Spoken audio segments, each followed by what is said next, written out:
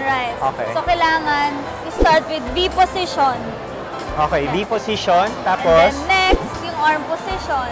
Arm. Para makapag-balance tayo. Have you tried balut? No. And I don't think I can. Yeah. If you don't know what balut is, it's like the duck embryo. It basically looks like it's a. Oh my god, babe! Don't scream. Wait, there's eggshell inside.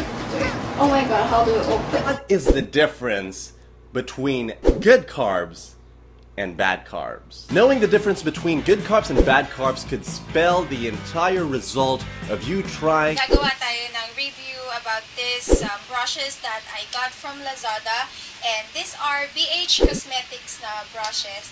In-order ko siya sa Lazada, and it be loving you till we're 17.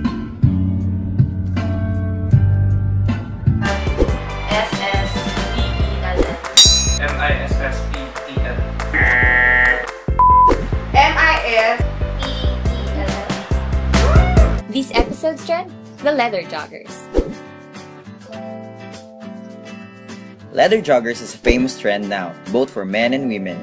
You've seen it all in your favorites. Hoy, pag ako tumanda at hindi nyo nabigay mga luho ko, ha? Hoy, Stacey, tama ba yung spelling ko nito? Sabi mo nga, Dano, double S daw. Can I see it?